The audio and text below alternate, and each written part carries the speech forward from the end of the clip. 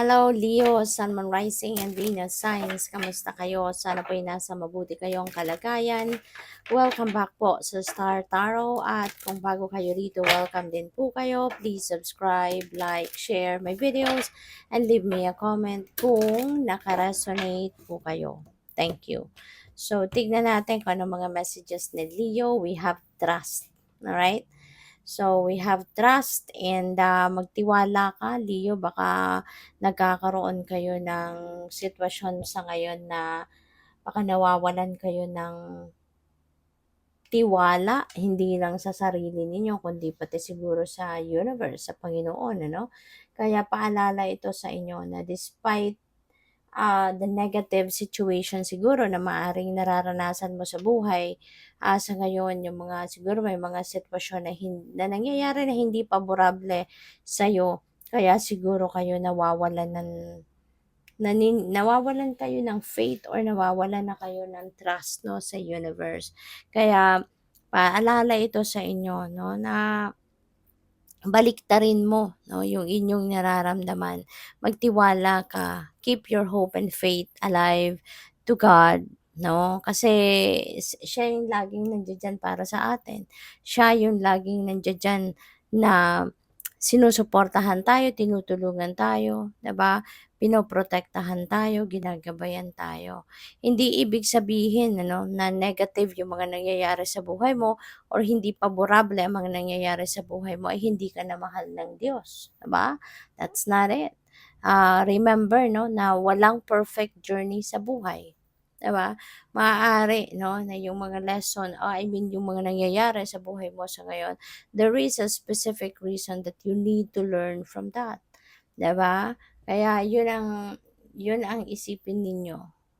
Huwag kayong mawalan ng pag-asa sa buhay, huwag kayong mawalan ng tiwala sa divine kasi lahat ng 'yan, lahat paborable man or hindi paborable ang mga pangyayari sa buhay natin, that has a specific reason kung bakit nangyayari 'yan.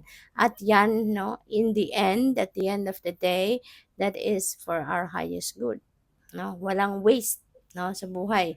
Walang sayang. Lahat 'yan may dahilan, lahat 'yan may purpose. Okay?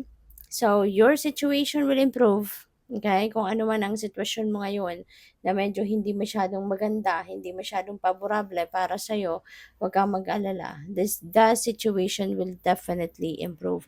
Magliliwanag din ang lahat. Magiging maayos din ang lahat. Um, magiging easier din, no, yung buhay ninyo. Alright? So, we have success. Look at this, Leo. Magtatagumpay ka din. Mapagtatagumpayan mo din kung ano man ang hirap or ano man ang difficulty na pinagdadaanan ninyo. You are going to definitely succeed.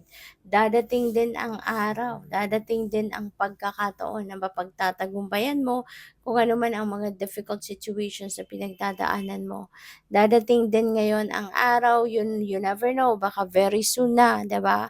Very soon, magtatagumpay ka din sa trabaho mo, sa career mo, sa negosyo mo, or kung ano man yung mga bagay na pinagkakaabalahan or na inaasikaso ninyo. Okay? Kaya kapit lang, laban lang, 'di ba?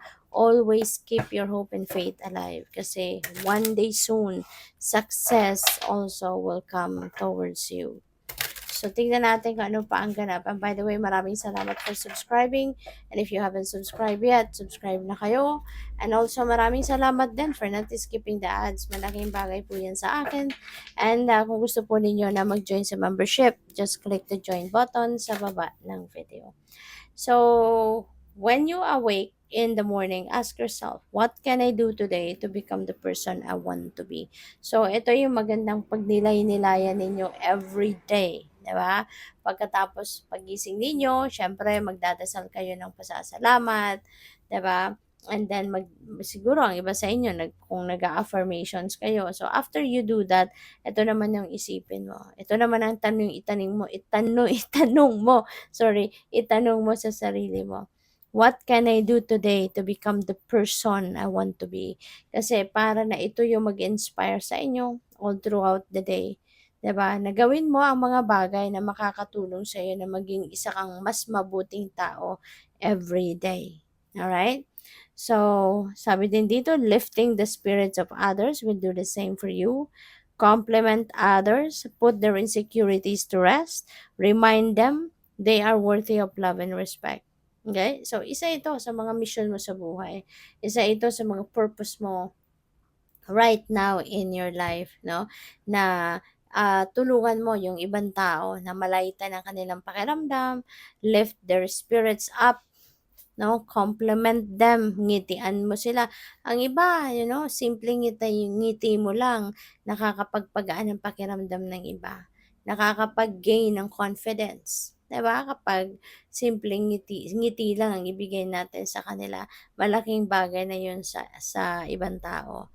'Di ba? At saka sabi din dito, remind them they are always worthy of love and respect. Kaya 'wag silang mawala ng pag-asa. Maaaring ikaw ay siguro baka ikaw ay isang spiritual counselor, baka ikaw ay isang life coach, mentor, motivational speaker, mga ganyan. Kaya idadaan mo sa ganyang pamamaraan ng pakikipag-usap sa kanila, 'di ba? Para na matulungan mo sila na ma-lift, no, yung mga spirits nila, ma-inspire sila, ngumiti sila, gumaan ang pakiramdam nila. So we have Dare to Dream. Okay, mangarap ka, think big, okay, mangangarap ka rin din naman, mangarap ka na ng bonggang-bongga, lakihan mo na, taasan mo na yung pangarap mo, 'di ba? Make goals, and ang importante, mag-take action ka. At kasi kung wala ka namang action gagawin, 'di ba? Kahit maganda yung pangarap mo, kahit mataas yung pangarap mo, wala pa rin, no? You will stay where you are. Nandiyan ka pa rin sa dati mong pwesto, sa dati mong sitwasyon. Kung hindi ka magte-take action. Kasi hindi naman kusang dadating, no, yung mga pangarap mo, hindi yan kusang babagsak sa lap mo kung ano man ang mga pinapangarap mo.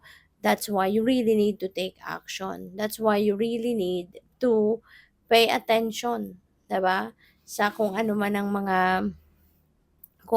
mga iniisip mo, kailangan mong gawan ng paraan, kailangan mong diskartehan, 'di ba? And yun, work hard. Kailangan mong magsikap. Kailangan mong pagtiyagaan, 'di ba? Hindi po puwedeng, nagte-take action lang tayo just because, 'no? Kailangan lang natin aksiyunan, pero hindi naman tayo nag-e-effort talaga ng bonggang-bongga. So, sayang din, 'no? Sayang ng oras, ng panahon, ng pagkakataon. Kaya when we decide that we're going to take action para tayo ay magtagumpay, para makamit natin kung ano man ang mga pangarap natin, anuhin na natin, ibigay na natin ang lahat, ibigay na natin yung ating 100%. Let's work hard, 'di ba? At, yun, magtiwala ka sa bawat idea na meron ka, sa kakayanan mo, magtiwala ka lahat diyan, 'no, at higit sa lahat sa universe, magtiwala ka sa Panginoon, 'no, na tutulungan ka at, pagtatagumpayan mo kung ano man ang mga bagay na pinagkakaabalahan mo, pinagsisikapan. So, good luck sa'yo. Thank you for watching. Love and light. Namaste.